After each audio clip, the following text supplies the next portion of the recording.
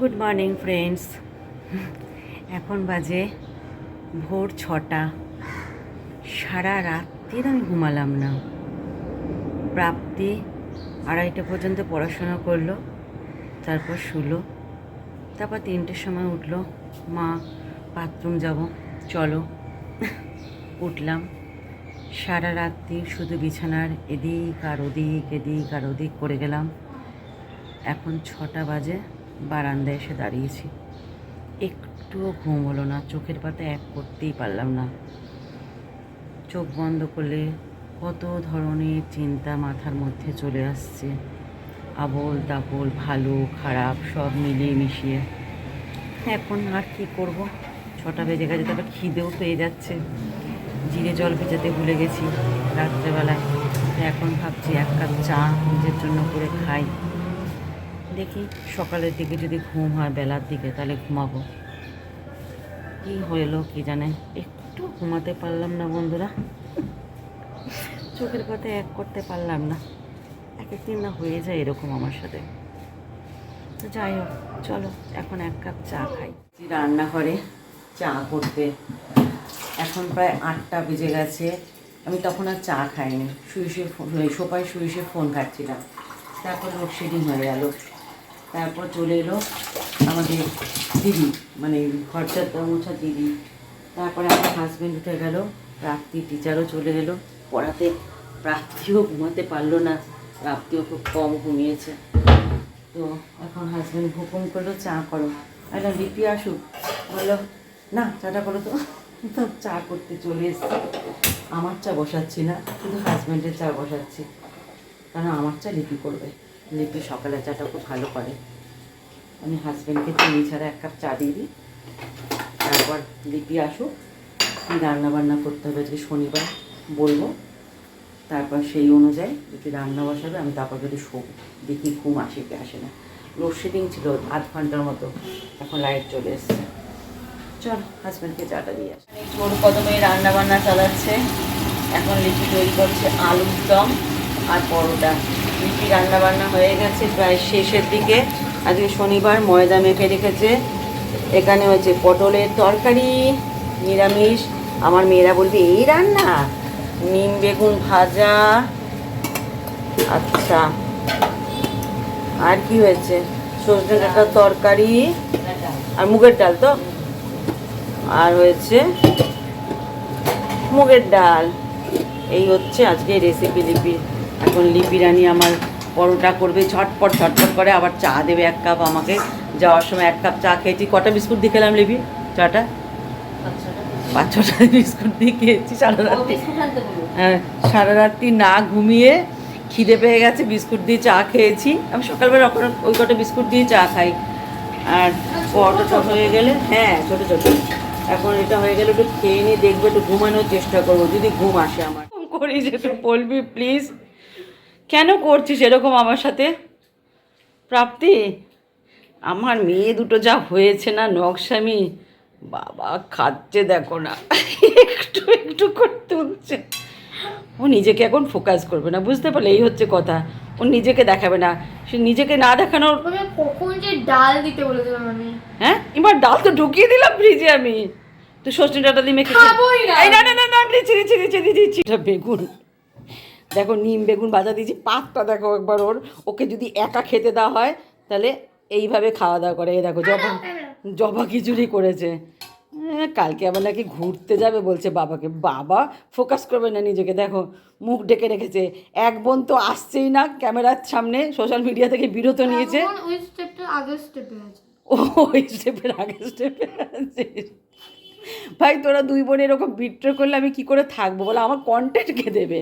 তোরাই তো আমার কন্টেন্ট। আর তোরা যদি এরকম করিস আমার সাথে। এরকম মা কখনো দেখেছো? মা দেখার কি আছে? তোদেরকে সবাই ভালোবাসে। প্রীতি প্রাপ্তিকে দেখতে চায়, আমাকে কেউ দেখতে চায় না। প্রীতি প্রাপ্তিকে দেখতে চায়। প্রীতিকে দেখতে পাচ্ছে না বলে সবাই কমেন্ট করছে, প্রীতি দিদিকে কতদিন দেখি না, প্রীতি দিদিকে কতদিন দেখি না। এবার প্রাপ্তি ওর এতে যাচ্ছে, মানে যেদিকে বড় যাবে সেদিকে তো ছোট যাবে, স্বাভাবিক ব্যাপার। না বলেছিলাম আমাকে বড়টা করে দাও। তোকে বড়টা করে দেবো কীভাবে? ভুলভাল কথা বলে যায় শুধু। নে তাড়াতাড়ি কমলা লেবুটা খাবি উঠে। খাওয়া দাওয়া সারার পর এখন এই টেবিলটা পরিষ্কার করতে এসেছি। এই টেবিল ক্লথটা না আমাকে ডাইনিং টেবিল ক্লথটা আমার মামুনি দিয়েছিলো, খুব ভালো জানো তো। আর এর উপরে একটা লম্বা পাতার মতো জিনিস থাকে, সেটা নাম আমি এখন এই মুহূর্তে বলতে পারছি না, সেটাকে কি বলে সেটা পারবো বলে আমি সমস্ত কিছু নামাচ্ছি। আর ডাইনিং টেবিলের উপরে রয়েছে আবার প্রচুর ওষুধ। কোথায় রাখবো ওষুধগুলো? ডাইনিং টেবিলে থাকলে সকালবেলা থেকে ওষুধপত্র খেতে হয়, থাইরয়েডের ওষুধ খেতে হয় আমাকে, আমার হাজব্যান্ডকে। তো সেই জন্য সমস্ত ওষুধগুলো এই ডাইনিং টেবিলের উপরেই রাখি, যাতে সহজে আমরা খেতে পারি। তো যাই হোক, যখন লোকজন আসে তখন ওষুধপত্র সরিয়ে রাখি। আর বাপের বাড়ির লোক আসলে তো সরানোর কিছু নেই, কোনো অতিথি আসলে নিত্য নতুন কোনো যদি অতিথি আসে তাহলে সরিয়ে রাখি। তো যাই হোক, এই ডাইনিং টেবিলের কাভারটা পাতাই আছে। তো এগুলোকে আবার সুন্দর করে সাজিয়ে রেখে দিচ্ছি যেমন ছিল। অনেক জলের বোতল ছিল, সেই জলের বোতলগুলো ফাঁকা রয়েছে, সেই জলের বোতলগুলো ভরতে হবে। তো এই একটা কাজ নিয়েছি। আর সোফাটাকেও পরিষ্কার করতে হবে। তো এই ডাইনিং টেবিল পরিষ্কার করে প্রাপ্তিকে ফল দেবো। ওর ফলটা খাওয়া দরকার, কারণ শরীরে সত্যি কথা ভিটামিন ডি এর খুব অভাব, জানো তো। তো ওকে রোদে কতবার বসতে বলা হয়, রোদ পোয়ানোর টাইমই পায় না। এই উঠলো প্রাপ্তি এই মাত্র, উঠেই রান্নাঘরে ঢুকেছে। কি সব তৈরি করছে? কি তৈরি করছিস? গোলাপ জামুন তৈরি করছে। হ্যাঁ ভগবান, এই দেখো। এবার রসে দিবি না এগুলোকে? রস তৈরি করতে হবে তো। আরে বাস, আমরা আজকে প্রাপ্তির হাতে গোলাপ জামুন খাবো। ভাই 4টে বাজে এখন। খাওয়া দাওয়া করলো, ভাত অর্ধেক খেলো অর্ধেক খেলো না। এনার্জি আছে মেয়েটার, ঢুকে পড়েছে রান্নাঘরে। আবার তো রান্নাঘরে ঢুকতে গেলে ভয় লাগে। সমস্ত নিজে প্রিপারেশন করলো, নিজে সমস্ত কিছু মাখলো। কী কী দিল আমি ভগবান জানি। আমি শুধু পাউরুটি বললো এ করে দিতে, পাউরুটি সাইড পাউরুটি দিয়েছে এটার মধ্যে। হ্যাঁ পাউরুটি দিয়েছে, আর পাউরুটির যে সাইডগুলো থাকে সেটাকে মিক্সিতে। ওটাকে কি বলে পাউরুটির সাইডের অংশগুলোকে? আমার মাথায় আসছে না। তো যাই হোক, ওটা গুঁড়ো করে দিলাম। ওইটা দিয়েছে, আর কী কী দিয়েছে ভগবান জানে। এখন দেখো গোল্লা গোল্লা করে, মেয়েটার কিন্তু এনার্জি আছে বলতে হবে। কি করবি? কি? ও কাজ, আচ্ছা আচ্ছা, এর মধ্যে কাজু আর কেন করিসনি? সব কটাতে কর। ভাই তৈরি করুক, তারপর আমি তোমাদেরকে দেখাচ্ছি কেমন হলো। ওর বাবা তো মেয়ের প্রশংসা একদম পঞ্চমুখ হয়ে যাবে। আরে বাস ভালো হয়েছে, হেভি হয়েছে, এরকম একটা কিছু বলবো। না না, চেষ্টা করছি, সেটাই তো বড় কথা বল। তো যাই হোক, পুরো দমে রান্নাবান্না চলছে। চলো রান্নাবান্নাগুলো করুক, আমি ততক্ষণ ছোটো ছোটো কতগুলো রিলস। তো এই দেখো প্রাপ্তি কি দারুণ বানিয়েছে ভাই। কেমন খেতে হবে কে জানে। দেখো রসে ডুবিয়ে দিয়েছি, উপরে এগুলো কি বলো তো, কাজু দিয়েছে, আলমন্ড দিয়েছে গুঁড়ো করে। দারুণ হয়েছে প্রাপ্তি। এটা রস না, এখন খাবো না এটা রস। আর বুঝবি না, টেস্ট পাবি না বাবা। এটা রসে আগে চুবা, অনেকক্ষণ চুবানো থাকবে, রসটা ভিতরে ঢুকবে তো। একটু টেস্ট করবো। Hot test. ঢাকা দিয়ে রাখ, কিছু পড়বে, দুটো দূরে মুখ দেবে। রসের মধ্যে ডুবিয়ে দে। রসটা আটটু দিতে হতো, রসটা উপরে দাঁড়া, আটটু রসটা থেকে ভেঙে না যায়। রসটা না ভিতরে নাহলে ঢুকবে না, এর উপরে নে। যাই হোক, বানিয়েছে তো মেয়েটা, দেখো তো রেডি দিতে হবে না, ঢোকে। সফট হয়েছে, কিন্তু আরো রস ঢুকবে, এটা থাকবে অনেকক্ষণ থাকবে। তবে রাত্রেবেলা খাবি, এটা রাত্রেবেলার আগে খাবি না, রসটা ঢুকতে দে।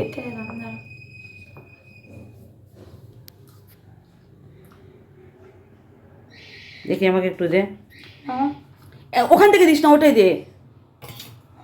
এটা রসটা ঢুকে ভিতরটা আরো মজবে, জিনিসটা হবে কি করে, ভিতরটা তো মজবে না, মজলে হবে না, ভিতরে রসটা ঢুকবে না। এটা ঢুকুক, রসটা একটু বেশি হতে হতো, আর একটু চুবাতে হতো রসের মধ্যে দিয়ে এটাকে, তাহলে জিনিসটা ঠিক হতো। দে একটু, দে খেয়ে দেখি। বাইরেরটা মিষ্টিটা এখন পাবে, ভিতরেরটা পাবে না। এমনি ভালো হয়েছে, কিন্তু রসটা ডুবতে হবে আরও, ওর ঢুকুক রসটা ভিতরে। এক গাদা বাসন মেজে আসলাম, 10:45 বাজে। বাসন মেজে ক্লান্ত হয়ে গেছি, কোমরে ব্যথা করছে, তাও পুরোটা মাজতে পারলাম না, একটুখানি রেখে দিলাম। রুটির করার চাটুটা রাখলাম, একটা কাপ রাখলাম, 2-3টে বাটি রাখলাম, ওটা আর পারলাম না, শিরদাঁড়া পেন হচ্ছে। একবারে দাঁড়িয়ে কোনো কাজ করতে পারি না ভাই আমি, শিরদাঁড়া পেন হচ্ছে। এখন একটু টান টানে শুতে হবে। এসে দেখি এই ঘরে প্রাপ্তি ঘুমিয়ে পড়েছে। মশারি টাঙানো আছে, কারণ হাজব্যান্ড দুপুরবেলায় মশারিটা টাঙিয়ে শুয়েছিল মশার উপদ্রবে। সকালে বিছানা তুলে দিয়েছিলাম, কিন্তু দেখি দুপুর 4টের সময় যখন প্রাপ্তি গোলাপ জামুন বানাতে গেল, তখন মশারি টাঙিয়ে শুতে না। কী মশারি টাঙিয়েছে বলো, মশার উপদ্রবে শুতে পারবো না। বৃষ্টি হয়েছে না, মশার উপদ্রব বেড়েছে। তো যাই হোক, প্রাপ্তি এখন ঘুমিয়ে পড়লো 9:10টার সময়। খাওয়াতেও ঝামেলা হবে, ওটরে করতে করতে হবে। এখন নিশ্চিন্তে এখানে ঘুমাচ্ছে। ফোন কাটতে কাটতে ক্লান্ত হয়ে গেছে, আর পারছে না ফোন কাটতে। ভাই আমার কোমরে পেন হচ্ছে, একটু টানাতে হবে, নাহলে হবে না। চলো 10 মিনিট আমি টান হয়নি। তো এখন রাত্রির হয়ে গেছে, সমস্ত কাজ ডান। এখন এসছি প্রীতির ঘরে বিছানা করতে।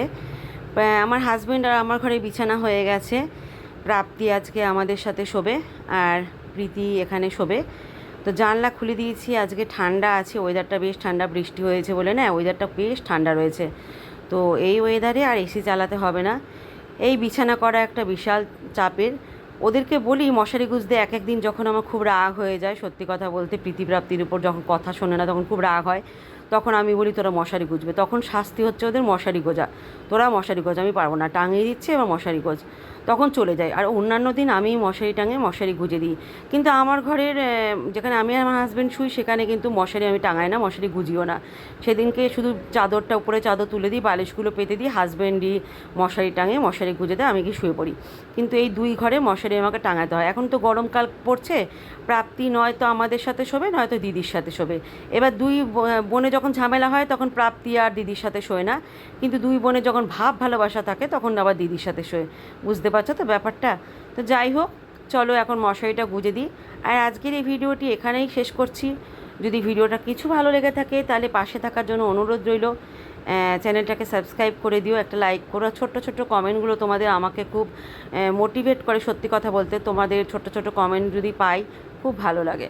আমি জানি তোমরা প্রীতিকে খুব ভালোবাসো, প্রাপ্তিকে খুব ভালোবাসো, ওদেরকে দেখতে চাও। তো আমি অপারগ, প্রীতিকে আনতে পারছি না বলে। দেখি কবে আসে, প্রীতির মুড কবে চেঞ্জ হয়।